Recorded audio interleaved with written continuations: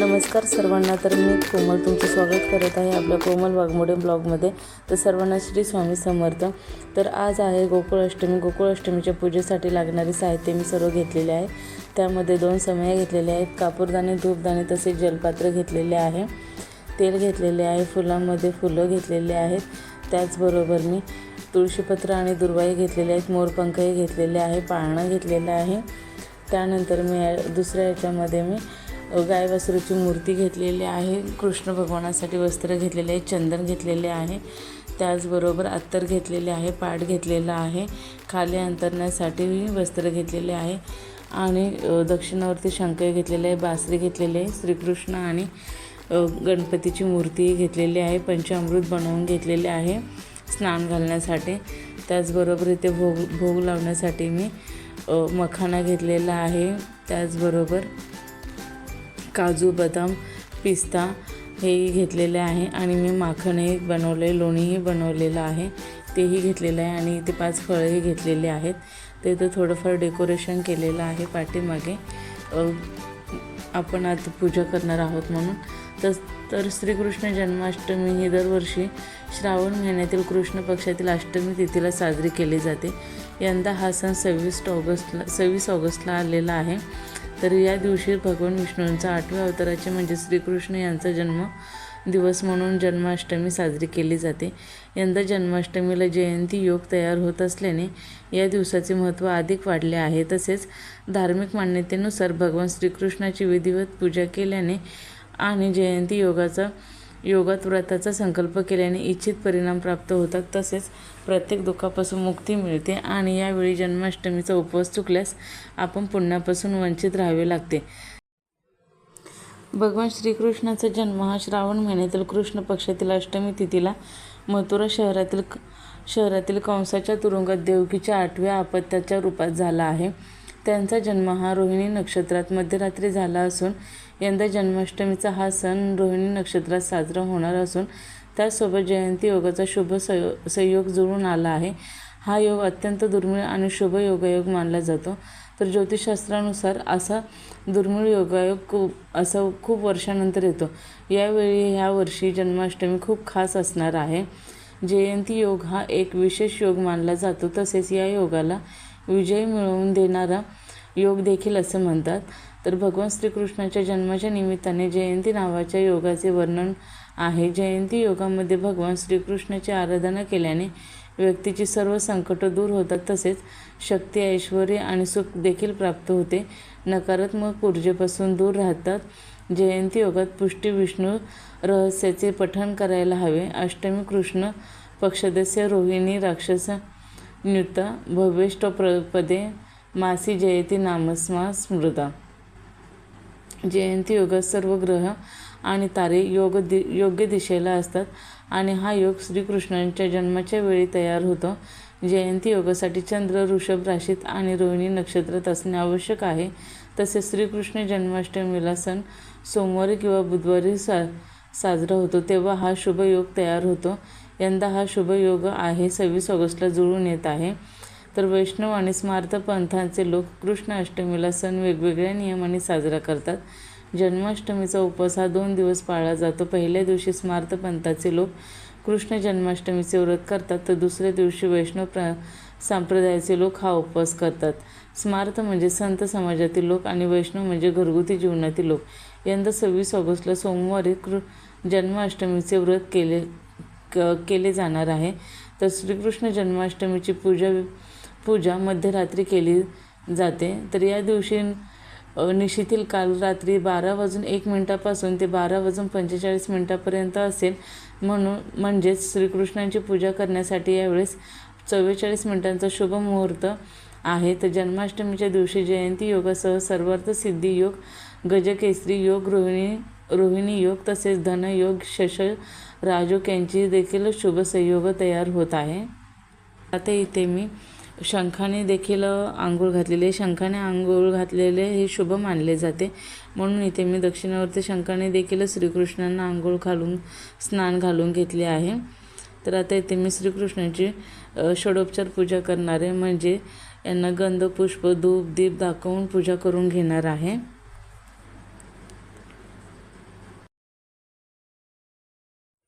तर श्रीकृष्ण भगवान यांच्या जन्माच्या वेळेची एक आख्यायिका देखील सांगितली जाते. कंसाने आपली बहीण देवकी हिचा विवाह वासुदेवांशी विवाह करून दिला. या विवाहानंतर तिला रथात बसवून तो निरोप देत होता. तर त्यावेळी एक आकाशवाणी झाली की देवकीच्या 8व्या मुलाच्या हातून कंसाचा वध होईल. त्यानंतर घाबरलेल्या कंसाने वासुदेव आणि देवकीला तुरुंगात टाकले. त्यानंतर कंसाने देवकीच्या एक करून 6 मुलांचा वध केला.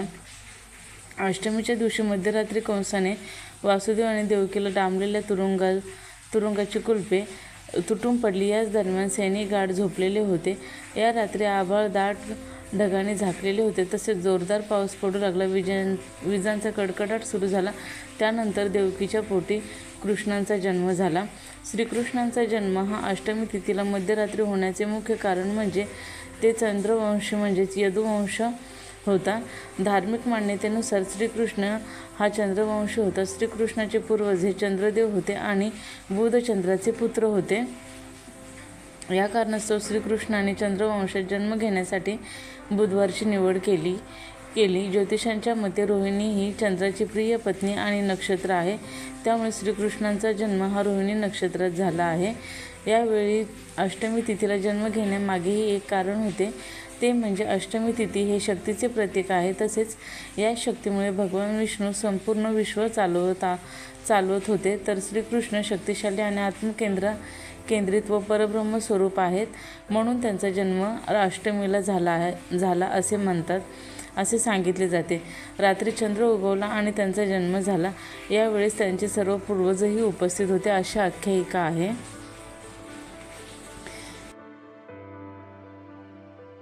तर श्रीकृष्ण भगवानांच्या अशी आपण लहान मुलांप्रमाणे त्यांची सेवा करून त्यांना पूजा वस्त्र वगैरे घातले की एक वेगळेच समाधान मिळतं आपल्याला. तर श्रीकृष्ण भगवानांना मी आता अशा प्रकारे हे वस्त्र आणलेलं आहे. तर हे वस्त्र मी त्यांना घालणार आहे. त्यानंतर मी त्यांची विधिवत अशी पूजा पहिल्यांदा खालीच अशी व्यवस्थित पूजा करून घेणार आहे.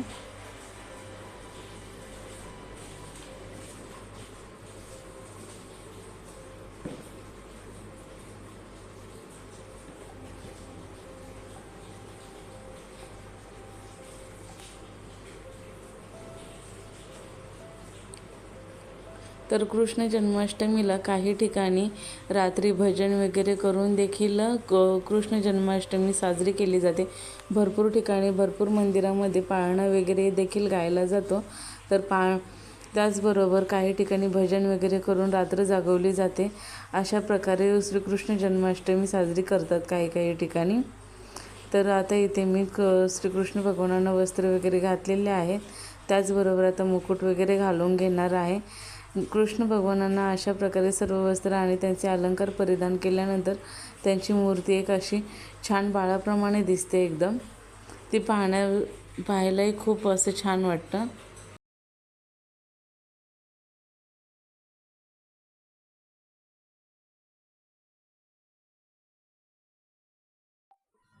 तर श्रीकृष्ण जन्माष्टमीचे व्रत केल्याने 1000 एकादशींचे फळ मिळते अशी देखील आख्यायिका आहे. त्याचबरोबर जन्माष्टमीच्या व्रताच्या वेळी नामस्मरण करण्याबाबत असे म्हटले जाते की या दिवशी केलेल्या जपाने अनंत शुभ परिणाम मिळतात. त्यातही जन्माष्टमीची संपूर्ण रात्र जप आणि ध्यान यांचे विशेष महत्त्व आहे. तर तुम्हीही जन्माष्टमीची धूमधडाक्यात साजरी करत असाल तर तुम्ही रात्रभर जागून श्रीकृष्णाचे भजन करावे. असे केल्याने जन्माष्टमी उपवासाचे अनंत शुभ परिणाम प्राप्त होतात. तसेच अकाली मृत्यूपासून संरक्षण होते. जन्माष्टमी उपवासासंबंधी भविष्य पुराणात असे लिहिलेले आहे की जन्माष्टमी उपवास केल्याने अकाली मृत्यू होऊ देत नाही. हे जन्माष्टमीचे व्रत करतात त्यांच्या घरात गर्भपात होत नाही आणि जन्म घेणाऱ्या गर्भाला देवाचा आशीर्वाद प्राप्त होतो. जन्माष्टमीच्या उपवासाबरोबरच मध्यरात्रीनंतर भगवान श्रीकृष्णाचा जन्मसोहळा साजरा करावा, विधिवत पूजन करावे असे देखील सांगितले गेलेले आहे. तर जन्माष्टमीचा उपवास हा जन्माष्टमी पाळण्याचा एक महत्त्वाचा पैलू आहे. तर भक्त सामान्यतः सूर्योदयापासून ते मध्यरात्रीपर्यंत हा उपवास करतात, जो कृष्णाच्या जन्माचा काळ मानला जातो. उपवासामध्ये अन्न आणि काही वेळा पाणी देखील वर्ज्य करणे समाविष्ट आहे. तसेच जे शुद्धीकरण आणि भक्तीचे प्रतीक आहे. जन्माष्टमीच्या वेळेस हा उपवास जे आपण ज्यावेळेस कृष्ण जन्म करतो त्याच्यानंतरच हा उपवास सोडला जातो मध्यरात्रीनंतर.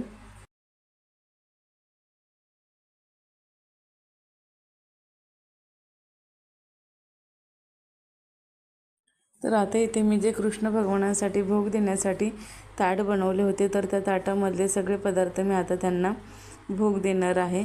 तर या पदार्थांना मी पहिल्यांदा पाण्याने 2 वेळा ओवाळून घेतलेले आहे. त्यानंतर मी पहिल्यांदा त्यांना लोणी दिलेलं आहे, कारण लोणी ही श्रीकृष्णाचं खूप आवडता पदार्थ आहे म्हणून. तर आता इथे श्रीकृष्णांना मी लोणी थोडेसे त्यांच्या तोंडालाही लावले होते. आता त्यानंतर मी इथे जे आज जेवण बनवलेलं त्या जेवणाचाही मी भोग त्यांना देणार आहे. तेही ताट मी पाण्याने ओवाळून त्यांना भोग दिलेला आहे. त्यानंतर प्रसादामध्ये जी केळी वगैरे ठेवले होते, जे फळं ठेवली होती 5, त्यांचाही भोग देऊन घेणार आहे. तर अशा प्रकारे कृष्णांना 56 पदार्थांचा भोग देण्याची एक मान्यता आहे. 56 पदार्थांचे भोग दिले जातात, पण आपल्या यथाशक्ती आपण हे करू शकतो. आता इथे मला सर्व काही पॉसिबल नसल्याकारणाने मी जेवढं होईल तेवढे शक्य होईल तेवढे पदार्थ मी म्हणजे जमा केले आणि श्रीकृष्ण भगवानांना त्याचा भोग दिला आहे. इथे मी श्रीकृष्णांना खीरही आवडते म्हणून खीरही बनवली होती. तर अशा प्रकारे मी श्रीकृष्णांच्या आवडीचे म्हणजे जे आवडीचे फळं किंवा गोष्टी आहेत त्या सर्व पदार्थांचा मी थोडं मला होईल त्या पद्धतीने मी त्यांना भोग दिलेला आहे. त्यानंतर मी इथे गायवासरूच्या मूर्तीचीही पूजा करून घेतलेली आहे. पूजा झाल्यानंतर मी इथे आता श्रीकृष्णांची मूर्ती ही पाळण्यामध्ये ठेवणार आहे. पाळण्यामध्ये ठेवल्यानंतर त्यांचा पाळणा गाणार आहे.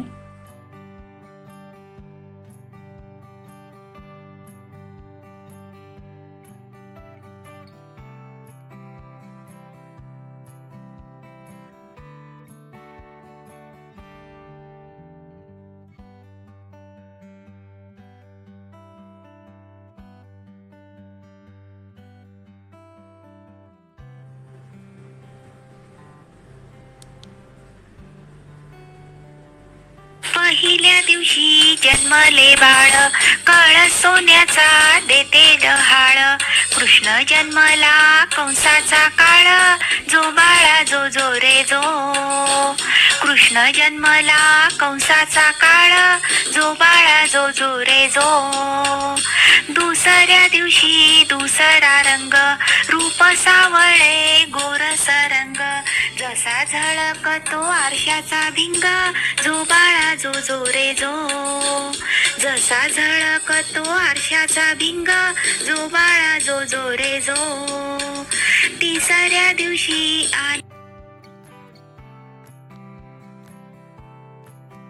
अशा प्रकारे पाळणा बोलून झाल्यानंतर मी सर्व पदार्थांचं नैवेद्य वगैरे दाखवून झाल्यानंतर धूपदीप वगैरे दाखवला. त्याचबरोबर सुंठवडा होता केलेला दुपारी मी. सुंठवड्याची जर तुम्हाला रेसिपी हवी असेल तर माझ्या कोमल वाघमोडे ब्लॉगवर जा आणि ती रेसिपी पूर्ण डिटेल्समध्ये आहे, ती पाहू शकता. तर तो सुंठवड्याचाही नैवेद्य मी दाखवला आणि त्यानंतर तो आजूबाजूच्या लोकांनाही वाटला आणि घरातही वाटला. सुंठवडा वाटण्याची एक परंपरा आहे, त्या कारण बाळाचं बारसं किंवा जन्म झाल्यानंतर सुंठवडा वाटला जातो. ही श्रीकृष्णापासून चालत आलेली परंपरा आहे. तर ते मी सुंठवडाही वाटून घेतला. त्याच्यानंतर मी इथे आता धूपदीपने आणि आरती वगैरे करून झाली. त्यानंतर सगळ्यांना नैवेद्य वगैरे दिला आणि अशा प्रकारे हे माझी श्रीकृष्ण जन्माष्टमीची पूजा पार पडली आहे.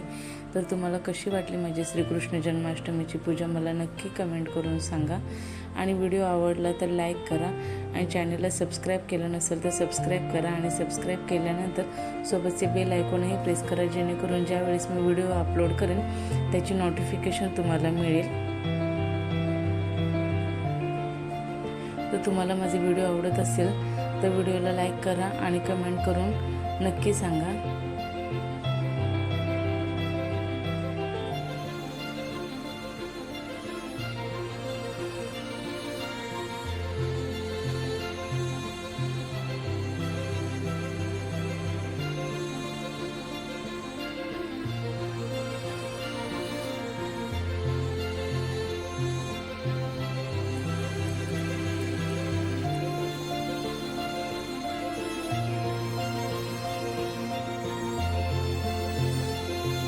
तुम्हाला आजची श्रीकृष्ण जन्माष्टमीची पूजा कशी वाटली आणि पूजा विधी वगैरे आणि माहिती कशी वाटली हे नक्की कमेंट करून सांगा आणि लाईक करायला विसरू नका.